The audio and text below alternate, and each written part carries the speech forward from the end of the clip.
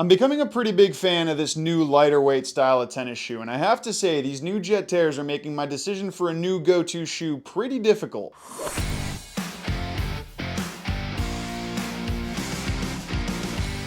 Hey everybody, it's Luca from Rackets Runners. It's time for another shoe review, and I have to say I'm pretty excited to talk about the new Jet Teres because they've made some major improvements coming from the previous one. Quick little history with Babolat shoes and me. I've never been the biggest fan of their lighter weight speed shoes, whether it be the previous Jet Tere or the Jet Mach 1 that came before it. I like the concept, of course. Lightweight shoes make a lot of sense considering we're moving around so much on the court now, but they just weren't good enough at the fundamentals that I was never able to use them myself. Now, of course, before we go on, let me remind you that any of the products we talk about on this channel you can check out on our website, racketsandrunners.ca. Please remember to like the video, subscribe to the channel, and let me know in the comment section what you want me to cover next. Now, as soon as you pick these up, you realize just how featherweight they are. They weigh 345 grams in a size 9.5 US, which means they're the second lightest shoes I've ever reviewed, second only to the Solution Speeds. Throughout this review, I'll be comparing those two shoes. I'll also obviously be comparing this to the previous Jet Tere. Let's get into it, starting with fit and comfort.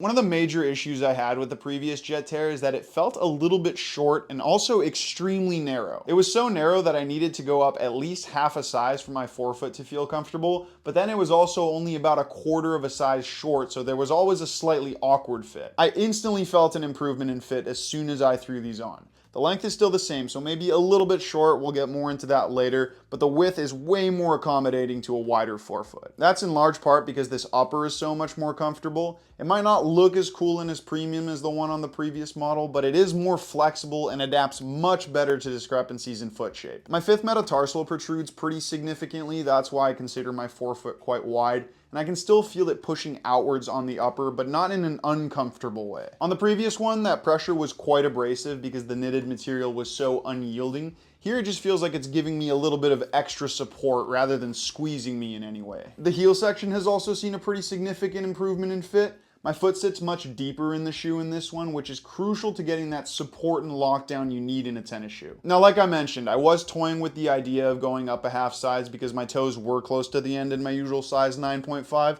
but in the end, I'm glad I didn't. I realized that that snug fit is part of why this shoe feels so light on your foot, and that slightly tighter feel is also an important design element for giving it the great support and lockdown that it has.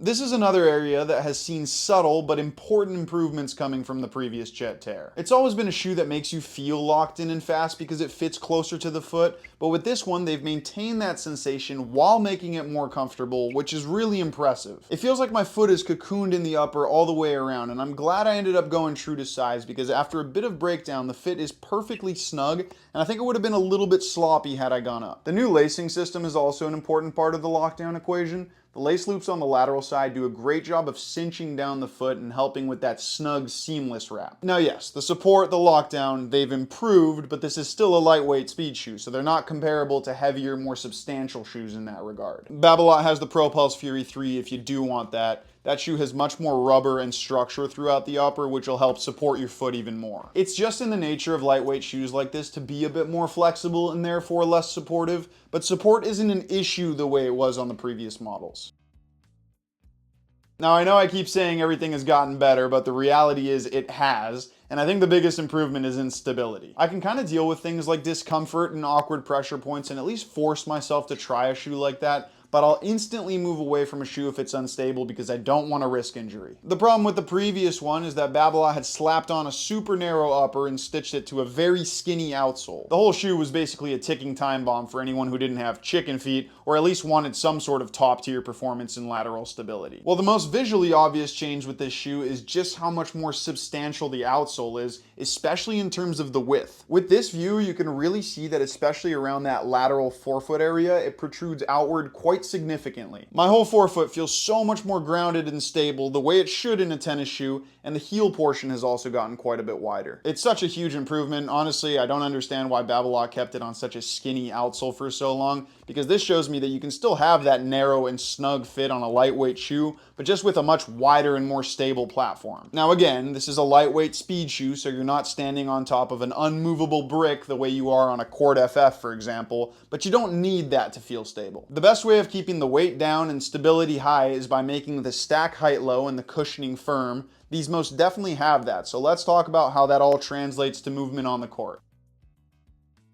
A lot like Solution Speeds, Nike Vapors, really any type of lightweight shoe, the Jet Tere 2s really come into their own when you start to move around the court with them. For one, that sensation of weightlessness that these provide makes it feel like you can get to any ball at any time, and the fact that lockdown has gotten better just makes them feel so much more responsive. Any little change in pace or direction, they react one-to-one with what you tell them to do, which is a sensation I absolutely love and wasn't necessarily common in tennis shoes until very recently. I actually think that these, because they start off a bit narrower, actually maintain their shape and that responsive feel a little bit longer than the Solution Speeds. The outsole is where things start to feel definitely a little more traditional than the Solution Speed though. Asics kind of went all out with that shoe and making it a speed shoe by giving it a huge rockered profile. These are definitely a lot more flat. Honestly, I like this better. It feels more stable when you're planted, and I didn't find myself missing that rocker when I was running long distances to get to drop shots. These also do tilt you in on your arches a little bit. Again, something that's very reminiscent of older Vapors. Don't think about it so much as built-in pronation. It's more that the shoe is kind of cheating a little bit to help you for split steps in the ready position on returns. In terms of comfort when you're moving, keep in mind that the lack of cushioning means that it's a pretty firm ride. So for those of you who want a more pillowy sensation, you may want to look at something else. The whole point of this shoe is to be raw, fast, and agile, and you're not going to feel that way if you have a little marshmallow strapped to the bottom of your feet. Let's also touch on sliding, because that's another reason why I didn't like the previous Jet Tere,